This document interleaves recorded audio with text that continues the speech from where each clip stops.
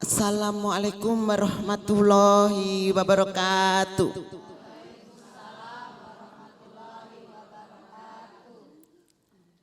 Kita takbir terlebih dahulu biar semangat ibu-ibu ya. Bismillahirrahmanirrahim. Allahu Akbar. Allahu Akbar. Allahu Akbar. Alhamdulillah. Alhamdulillahirabbil alamin. Assalatu wassalamu ala asrofil anbiya'i wal mursalin wa ala alihi washabihi ajmain amma ba'du. Yang saya hormati Ibu Ustazah Halimah,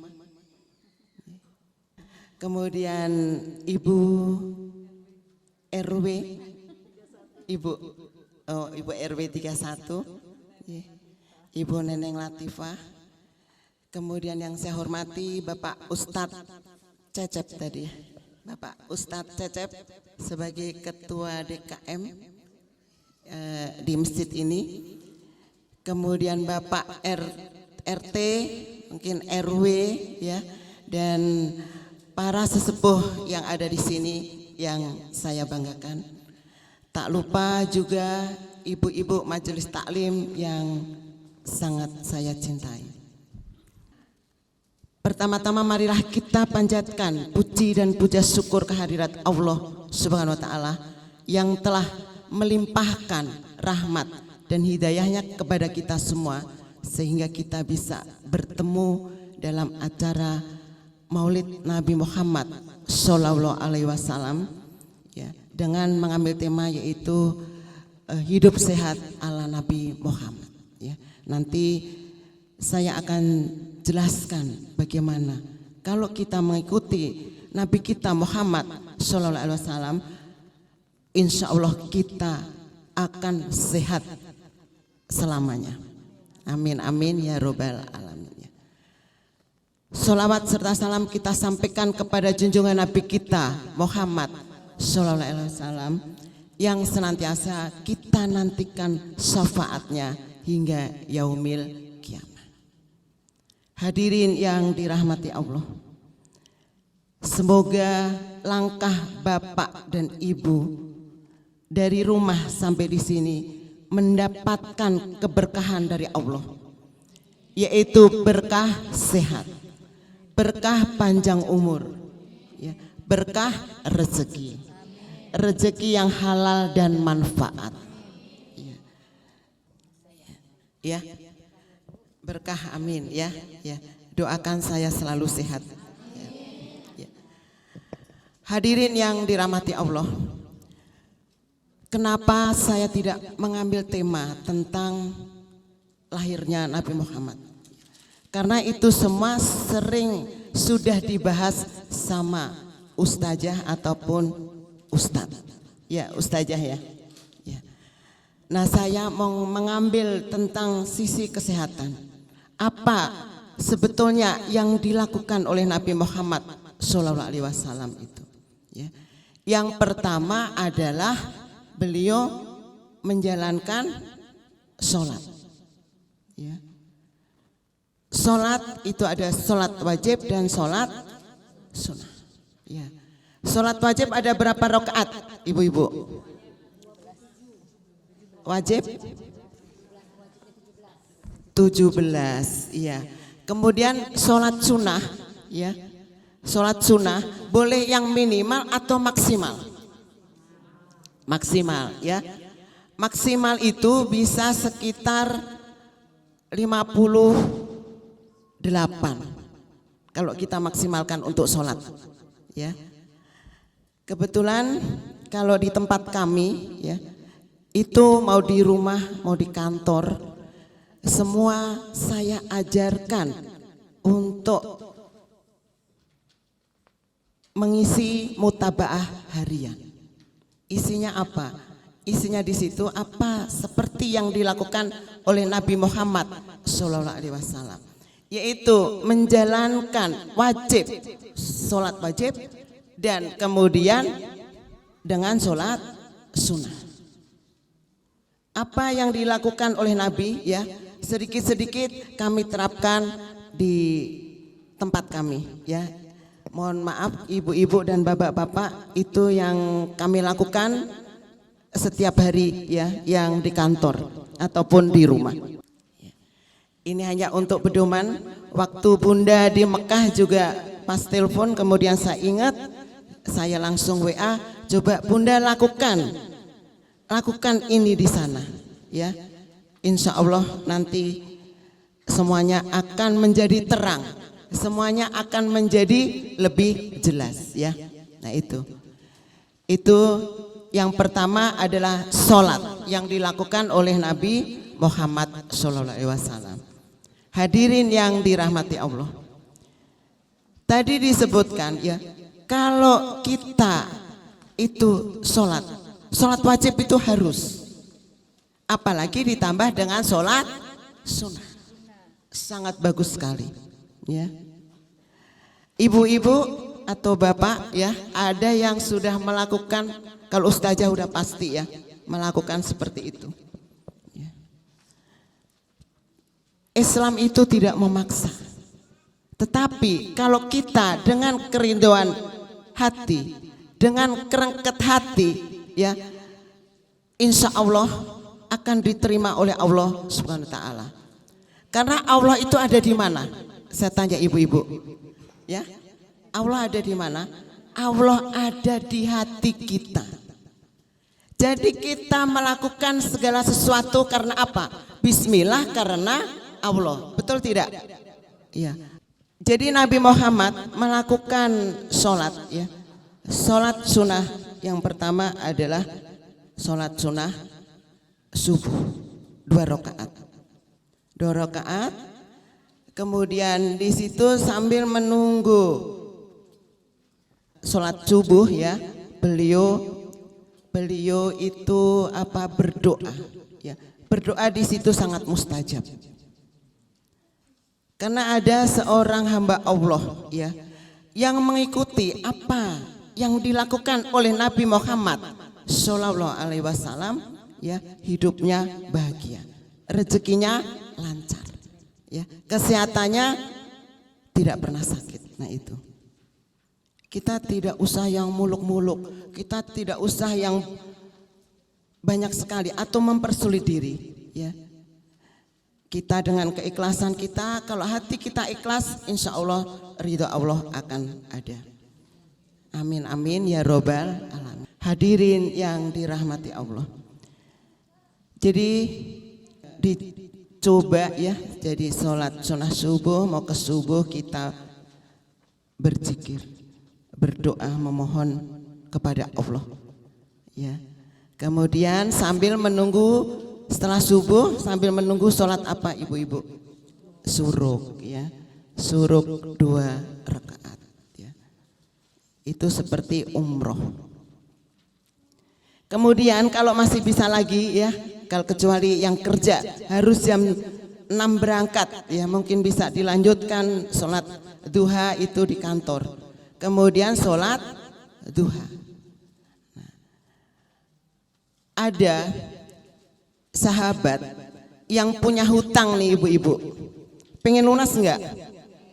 Pengen ya, punya hutang ya, dililit kartu kredit, dililit bank ya, dan sebagainya. Saking sudah pusingnya, kemudian sahabat ini mendengarkan ceramah, mendengarkan kultum. Di situ, siapa yang mau lunas utangnya ya, coba sholat duha 6 rakaat dengan 3 salam ya, sujud yang terakhir mohon dilunaskan utangnya ya. Nah sahabat itu alhamdulillah tidak punya hutang jadinya. Ini di tempat kami juga ya, karyawan karyawati saya ajarkan seperti itu juga. Katanya betul, utangnya lunas Bu. Nah, ya, nah itu hadirin yang dirahmati Allah, ya. Itu yang punya hutang. Kalau di sini tidak ada yang punya hutang. Alhamdulillah. Iya, iya. Semuanya rezeki lancar. Amin ya. Nah, berkah semuanya. Amin amin ya robbal alamin. Ya. Kemudian dilanjutkan lagi yaitu dengan qobliyah zuhur, ya. Boleh sebelum ataupun sesudahnya, ya. Bisa 4 rakaat. Kemudian asar, ya, kemudian maghrib. Nah, maghrib begitu juga dan isya, ya. Qobliyah dan ba'diyah. Kalau kita setiap hari, ya, dengan kegiatan kita sehari-hari, ibu-ibu, ya, itu kita pasti melakukan kesalahan atau dosa tidak? Nah, terus kapan kita akan dipanggil Allah? Kita tahu?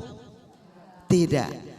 Nah, sebelum kita tidur, ya, kita melakukan sholat taubat terlebih dahulu.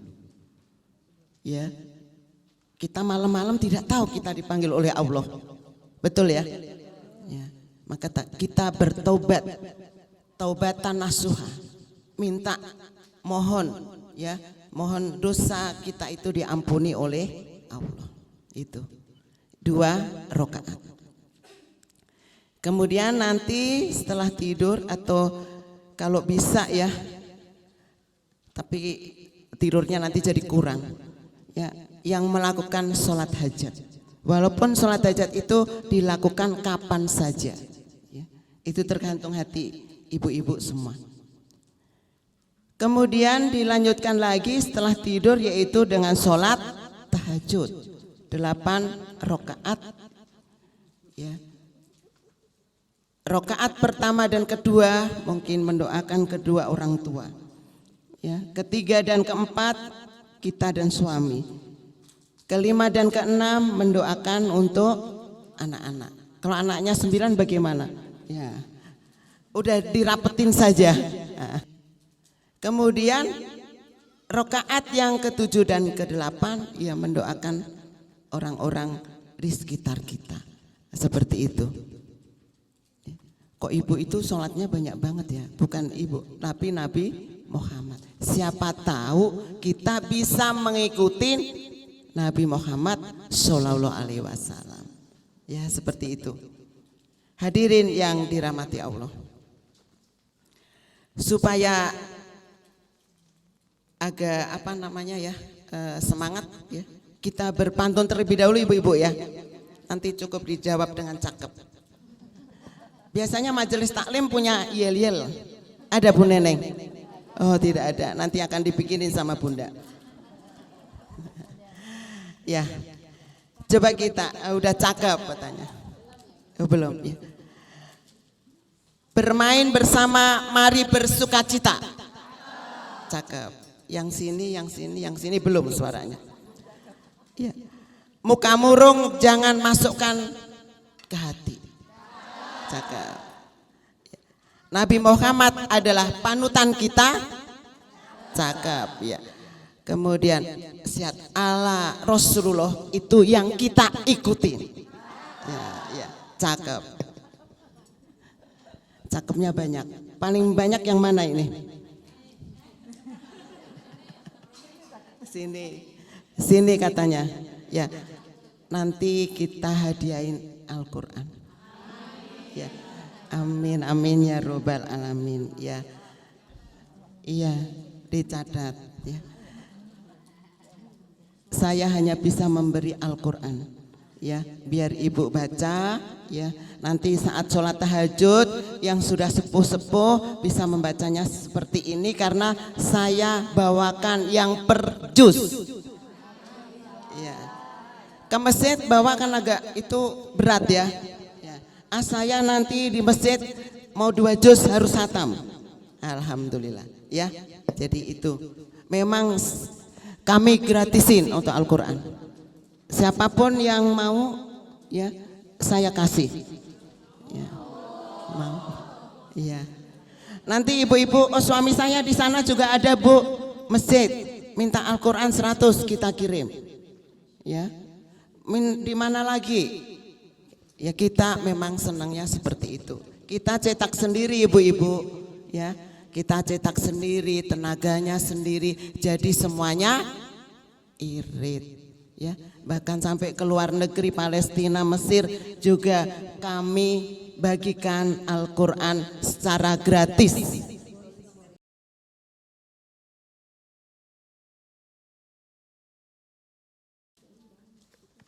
Hadirin yang dirahmati Allah,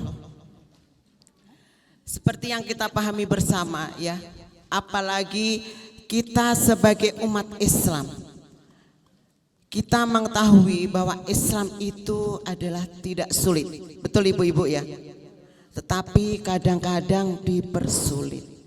Hati-hati dengan tafsir, ya, kadang-kadang dimasukkan hal-hal yang tidak benar. Itu ya, itu yang harus kita ketahui. Di mana salah satu yang kita teladani adalah Nabi Muhammad SAW.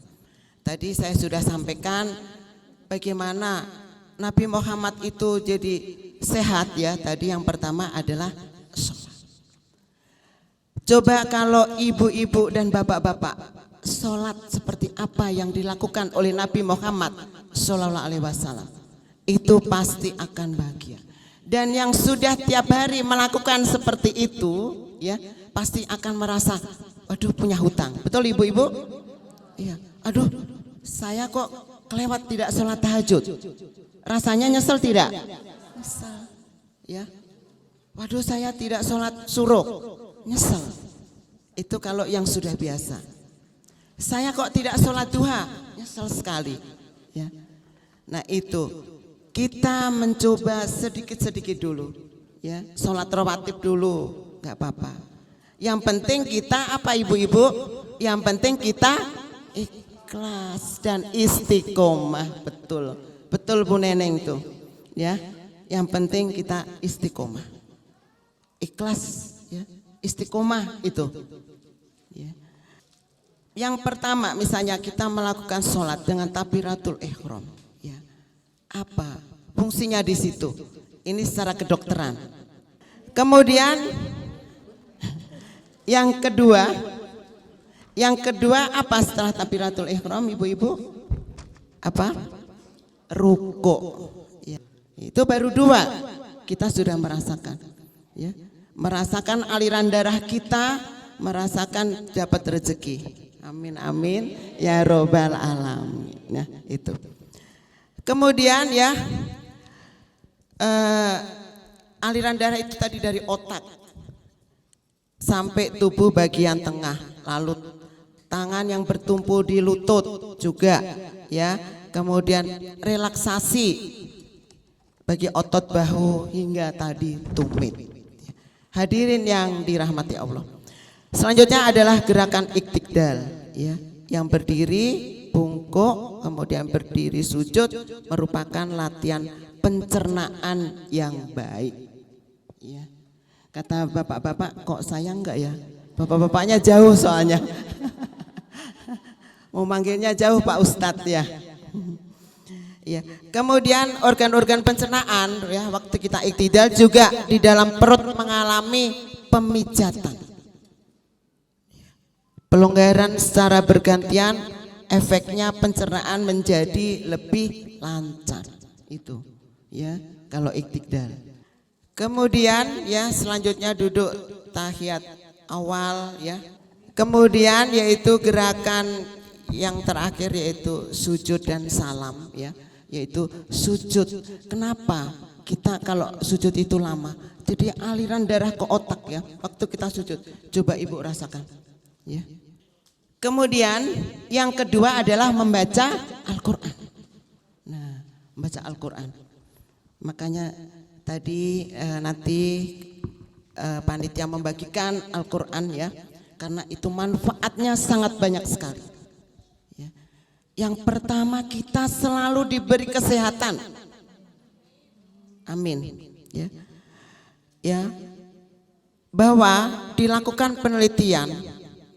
Seorang dokter spesialis kanker, dokter spesialis autoimun, ya, atau ada beberapa yang sudah sakit, setiap berasa itu ambil air wudhu kemudian langsung membaca Al-Quran. Allah ngasih penyakit, Allah juga yang akan menyembuhkan. Entah itu lewat dengan jalan dokter atau kita lewat doa-doa kita. Betul ya ibu-ibu ya? Nah seperti itu. Nabi Muhammad itu membaca Al-Quran. Paling tidak minimal kita membaca 1 hari 1 juz. Kecil? Kecil tidak ibu-ibu? Insya Allah 1 hari 1 juz saja. Habis sholat subuh kita ambil 5 lembar ya. Kemudian yang kerja nanti mau tidur 5 lembar selesai. Betul tidak? Yang ibu-ibu di rumah sambil habis masak sambil nunggu baca Al-Quran dapat 2 lembar. Betul tidak? Ya, nanti itu 2 lembar lagi 2 lembar. Akhirnya selesai tidak? Ya. Kita jangan ditarget sama orang, tetapi kita target sendiri. Semua itu nanti kalau sudah menjadi hal yang biasa akan terbiasa selamanya. Betul ya? Nah itu boleh ibu-ibu nanti kalau mau dicoba. Sehari baru dapat 1 lembar, tidak apa-apa, tidak dipaksa. Ya, belum sempat baru bisa membaca istighfar, ya tidak apa-apa. Nah seperti itu. Kita sedikit-sedikit lama-lama akan menjadi bukit itu ya. Membaca Al-Quran karena memang energinya sangat positif ya. Dari ayat-ayat Quran yang dilantunkan menjadi nutrisi otak yang dapat mencegah dari segala macam penyakit. Penyakit saraf, penyakit jantung. Karena kita kalau sudah membaca Al-Quran itu tenang nggak hati kita ibu-ibu? Tenang. Batinnya tenang sekali. Itu ya. Itu sangat luar biasa yang dilakukan Nabi Muhammad yang kedua. Kemudian yang ketiga adalah tidur ala Rasulullah. Berapa jam beliau tidur? Ya, 8 jam, 7 jam. Tetapi betul ya. Saya sendiri ya karena ya saya sendiri kalau tidur itu kurang. Waktu sebelum kena COVID, ayo aja tuh Bunda tahu. Ya, saya sampai jam 12 malam baru apa? Tidur karena saya pengen sholat malam, sholat hajat saya harus malam dulu hajat. Ya, habis itu saya harus tidur untuk sholat tahajud 3:30. Berarti tidurnya paling tidak malam mulai jam 1, jam 2 ya. Jam 2, jam 3, 3:30 berarti cuma 2 jam setengah. Waktu sebelum kena COVID, alhamdulillah ya biasa saja. Tetapi begitu kena COVID, akhirnya penyakit muncul mulai ya kan. Nah seperti itu. Jadi kita kembalikan lagi benar apa yang dilakukan oleh Nabi Muhammad. 8 jam tidurnya. Sebelum jam 11 ya, karena di situ ada hormon ya yang untuk liver. Ya, liver itu benar-benar harus istirahat. Itu 11 sampai jam 1. Makanya Nabi Muhammad beliau tidur habis sholat Isya, kemudian bangunnya jam 2. Nah, seperti itu. Kemudian siang juga ditambah lagi tidur sebelum sholat duhur. Nah, seperti itu. Sehingga itu betul-betul menjadi sehat. Kalau kita lakukan seperti itu.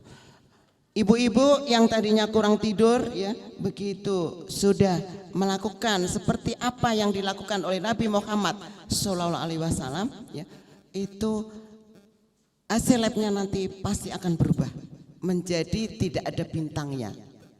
Mau banyak bintangnya tidak Bu? Nah, itu berarti harus tidur dengan sesuai waktu ya, ya seperti Nabi Muhammad itu tidurnya adalah miring ke kanan ya supaya jantung kita itu menjadi lebih bagus. Kenapa? Saat tidur itu tubuh akan melakukan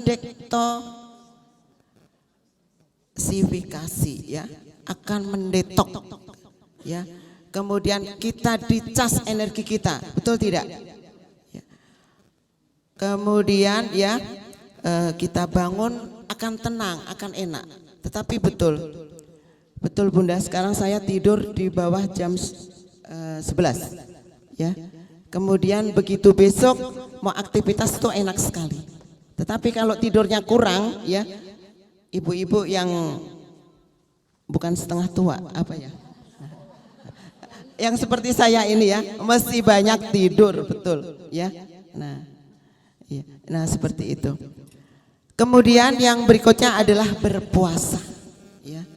Puasa, ada puasa wajib dan ada puasa sunnah ya. 5 menit lagi ya Bun ya. Jadi berpuasa, puasa wajib yaitu dilakukan pada bulan Ramadan ya. Ya di situ kalau tidak melakukan puasa kita akan sangat rugi, karena di dalam 30 hari itu adalah ada malam Lailatul Qadar ya. Dalam 30 hari itu pasti ada kan. Nah seperti itu. Kemudian puasa sunnah ya. Puasa sunnah, ada puasa sunnah apa? Senin Kamis ya. Kemudian puasa Daud ya, Yaumil Bid ya. Kemudian masih ada puasa yang lain. Saya kasih contoh ya. Puasa Daud yang kita lakukan sehari puasa sehari tidak ya. Itu manfaatnya atau keistimewaannya dari puasa Daud itu adalah banyak sekali ya, dan sangat bagus. Ada yang puasa Daud ibu-ibu? Puasa Daud, kalau kita melakukan suatu ibadah, wah saya pengen puasa Daud biar saya jadi pemimpin, gak usah seperti itu ya. Oh saya biar banyak rezeki, gak usah. Puasa karena lillahi ta'ala, udah puasa saja. Kemudian nanti ya, pada akhirnya apa yang keistimewaan di dalam puasa Daud itu akan terjadi dengan sendirinya ya. Puasa Daud keistimewaannya ada yang tahu ya? Yang pertama adalah selalu sehat ya. Kemudian yang kedua adalah menjadi pemimpin. Kemudian yang ketiga adalah dermawan. Itu orang-orang yang sering melakukan puasa Daud ya. Nah sekarang gimana Bu, saya sudah umur segini, nggak apa-apa ya kan ya. Puasa karena apa? Lillahi ta'ala. Nanti apa yang akan dikasih? Allah yang akan ngasih. Oh Bu Neneng sebaiknya saya kasih apa ya? Kan Allah, kita tidak tahu ya. Yang penting kita puasa ya. Syukur-syukur dari yang kecil sudah diajarkan ya. Nanti bisa di ini ya, puasa terus ya, nanti bisa jadi presiden. Amin amin ya robbal alamin ya. Nah seperti itu. Dan itu betul ya. Jadi ada seorang sahabat seperti itu. Karena sering puasa Daud sudah berpuluh-puluh tahun, benar. Menjadi pemimpin, kemudian selalu sehat, tidak pernah sakit dan dermawan itu. Manfaat bila kita rajin melakukan puasa, yaitu dari puasa Daud ya. Sekarang bagi kesehatan apa? Yaitu menggelontorkan lemak di dalam tubuh. Kemudian memperbaiki sensitif insulin. Ya. Coba kalau kita ada sakit gula, ada sakit yang lain, betul tidak suruh diet. Nah, dengan puasa. Nah, seperti itu. Itu yang dilakukan Nabi Muhammad. Kemudian emosi lebih terkontrol. Betul tidak? Iya. Jadi kalau kita puasa, ya, kalau kita emosi, kadang makruh percuma saya puasa. Ya, hadirin yang dirahmati Allah. Kemudian yang kelima adalah mengkonsumsi madu, minyak zaitun, ya, habatus sauda dan kurma. Nah, itu betul ibu-ibu. Ya. Saya nggak usah yang lain-lain. Ya. Bunda tahu kok Bu Indang selalu fit.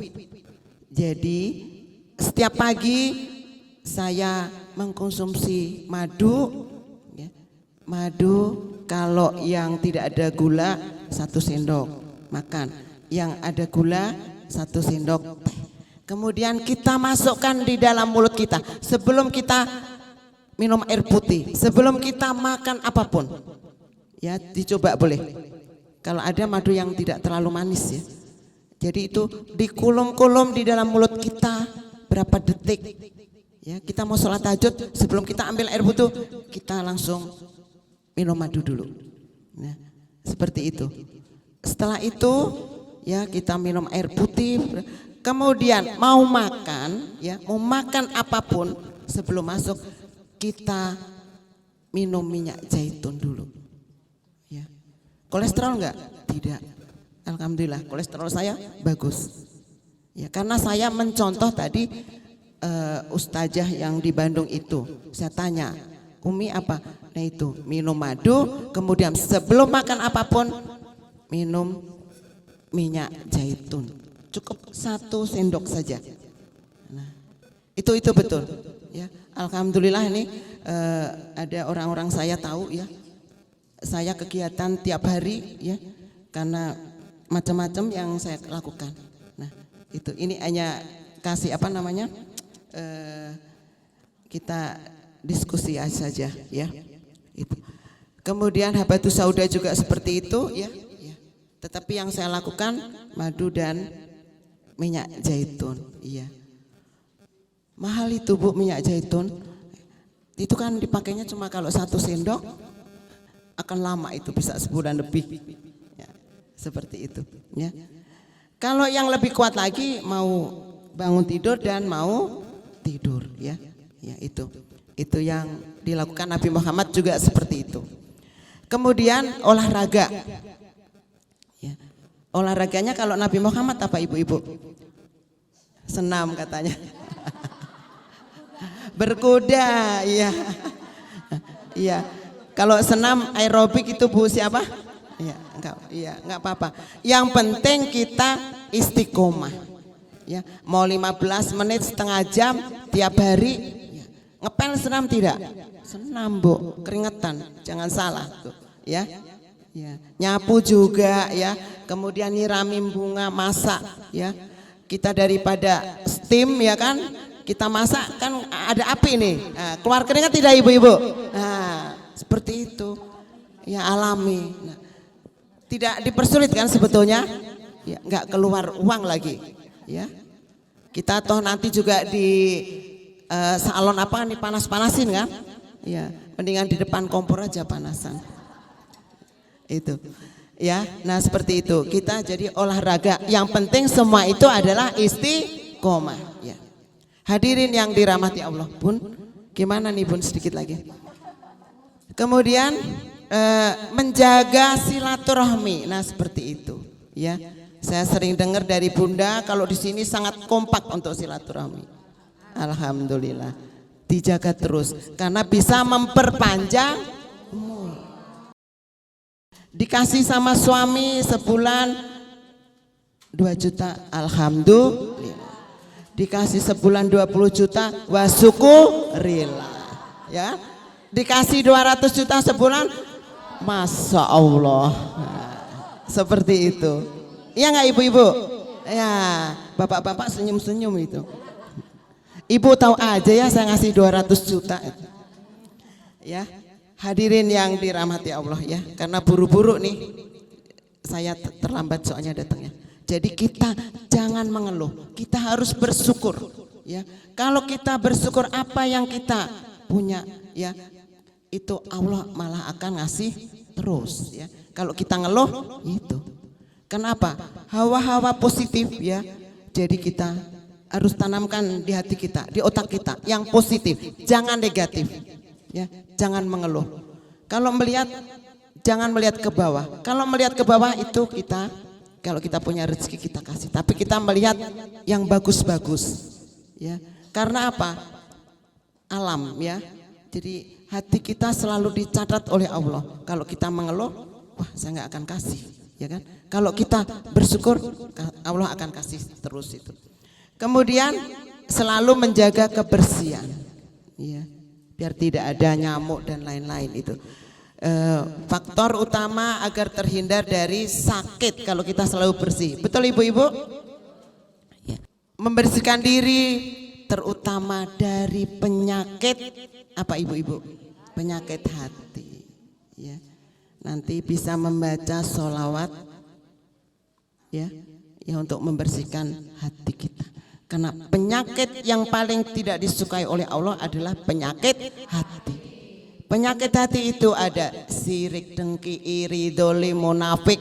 Itu semua adalah kalau meninggal ada di kerak api neraka. Itu. Naudzubillahi min dzalik. Nah seperti itu. Itu harus disirnakan. Harus ya tidak hanya penyakit fisik tetapi juga penyakit hati. Ya, kami selalu berdoa, ya Allah jauhkanlah kami dari orang yang berpenyakit hati, orang dolim, munafik, iri hati, dengki, sirik dan lain-lain. Akhirnya tersingkir dengan sendirinya. Ya, kalau sudah tidak ada di sekeliling kita yang seperti itu, insya Allah kita akan hidup tenang, kita akan hidup sehat, kita akan bahagia dunia dan akhirat. Ya itu ibu-ibu ya, bunda sudah begini-begini soalnya lama banget ini gitu. Enggak bercanda ya. Jadi dengan demikian hidup sehat ternyata sulit tidak ibu-ibu ikuti Nabi Muhammad ya. Tadi ada 9 yang saya kemukakan. Yang pertama adalah sholat, yang kedua baca Al-Quran, kemudian yang ketiga tidur ya ibu. Terlanjutkan yang keempat apa? Puasa. Terus iya madu ya, mengkonsumsi kurma, kemudian ya apa itu sauda ya, terus silaturahmi, selalu bersyukur, kemudian iya, tadi nyatet terus olahraga. Bu, siapa namanya Bu? Itu saja yang dapat saya sampaikan, mudah-mudahan bisa bermanfaat ya. Ya, sebelum saya tutup, kita sama-sama selalu berdoa ya. Berdoa untuk selalu sehat. Amin. Untuk selalu apa ibu-ibu? Sehat, kemudian selalu istiqomah ya, selalu semangat, kemudian ya kalau sudah selalu S1 semangat, S2 sehat, S3 syukur, S4 silaturahmi, S5 ya, kemudian sugih, tahu kan sugih ya? Kaya ya, sugih ya 6 dan ya sugih seterusnya. Jadi kita selalu semangat, sehat ya, syukur, kemudian sugih seterusnya. Mau ya. Alhamdulillah kalau mau. Itu saja yang dapat saya sampaikan ya. Mohon maaf apabila dalam penyampaian saya ya tidak ada yang berkenan ya. Memang saya suka seperti ini ya. Seikhlas-ikhlas saya, mudah-mudahan bisa bermanfaat ya. Akhirul kalam, subhanallahumma wa bihamdika asyhadu alla ilaha illa anta astaghfiruka wa atubu ilaik. Wallahul muwaffiq ila aqwamit thoriq. Wassalamualaikum warahmatullahi wabarakatuh. Sekali lagi takbir, Allahu Akbar, Allahu Akbar, Allahu Akbar.